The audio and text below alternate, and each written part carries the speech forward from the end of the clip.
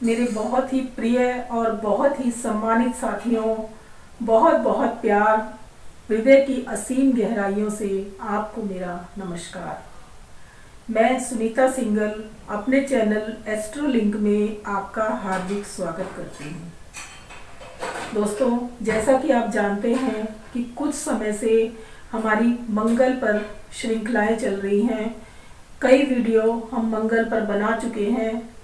अगर आपने कोई वीडियो नहीं देखा है या आप देखना चाहते हैं तो आप हमारे चैनल पर जाकर वो वीडियो देख सकते हैं।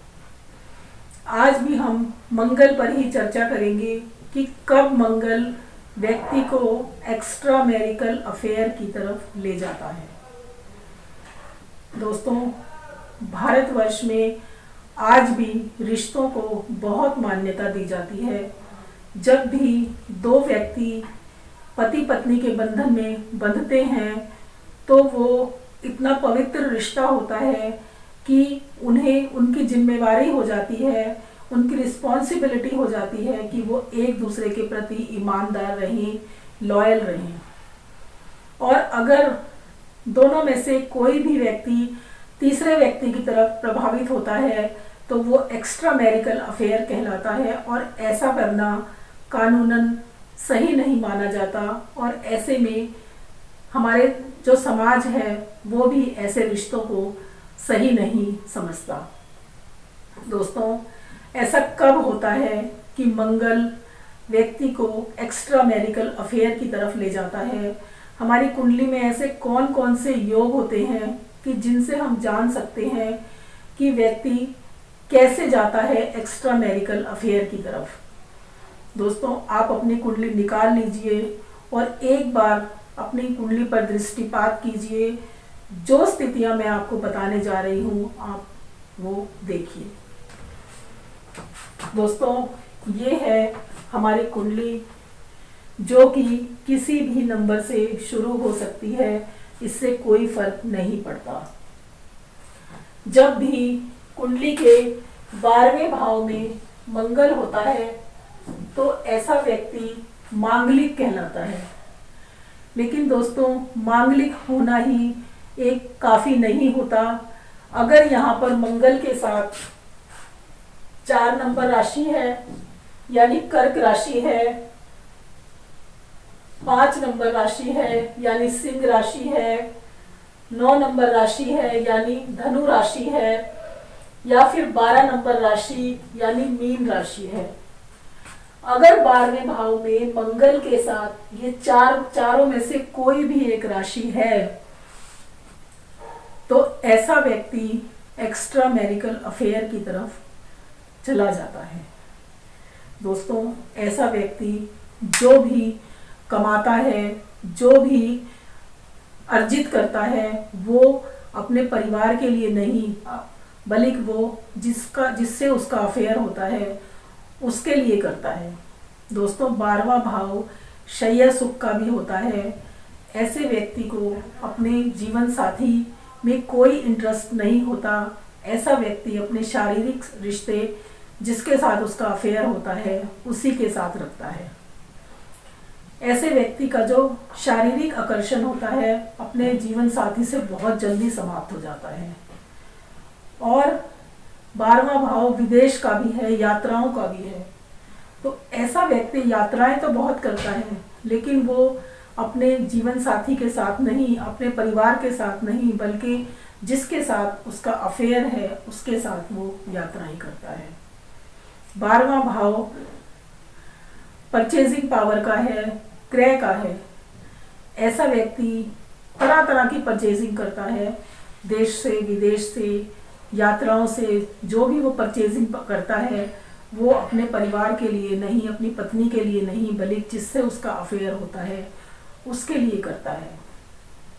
ऐसे व्यक्ति को अपने जीवन साथी में तरह तरह की कमियां नजर आती हैं और वो बात बात पर किसी और का गुस्सा अपने जीवन साथी पर निकालता रहता है।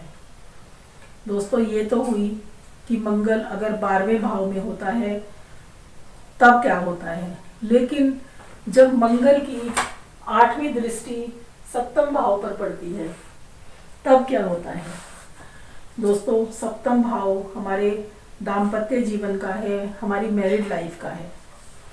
जब मंगल की दृष्टि सप्तम भाव पर पड़ती है तो ऐसा व्यक्ति नशे का आदी होता है।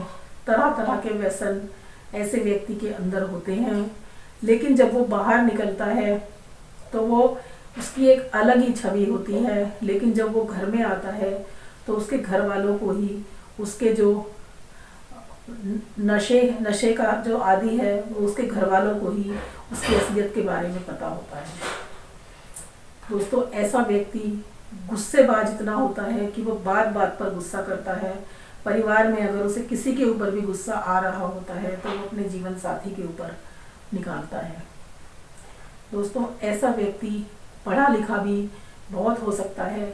ऐसा व्यक्ति साइंस और टेक्नोलॉजी का अच्छा जानकार हो सकता है। ऐसा व्यक्ति को सर दर्द, माइग्रेन की शिकायत रह सकती है। और ऐसा व्यक्ति जब अपने जीवन साथी को देखता है या उससे कोई संबंध बनाना चाहता है तो उसको उसके अंदर कोई इंटरेस्ट नहीं रहता। दोस्तों, ये सारी स्थितियाँ तब पैदा होती हैं जब मंगल 12वें भाव में बैठा होता है और वो 12वें भाव से सप्तम दृष्टि को देख रहा होता है। दोस्तों, आप अपनी कुंडली में चेक कीजिए कि क्या आपकी कुंडली में ऐसा कोई योग है।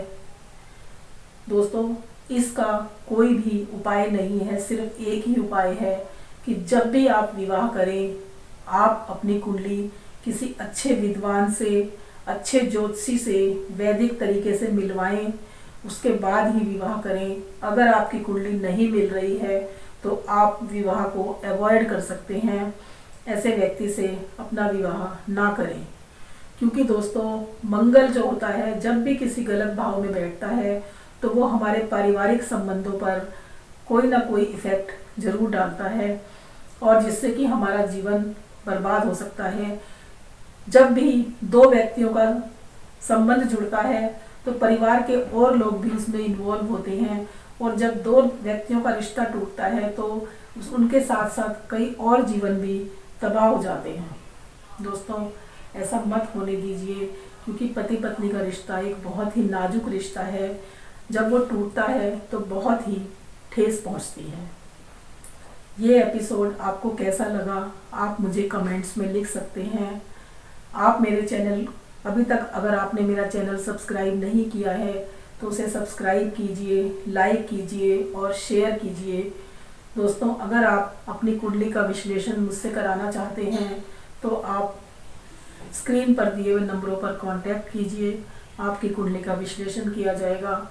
और अगर आपके मन में कोई सवाल है तो आप कमेंट्स में लिख सकते हैं, मैं आपके सवालों के जवाब देने की पूरी कोशिश करूँगी। ईश्वर आपको लंबी उम्र दे, यही मैं ईश्वर से कामना करती हूँ।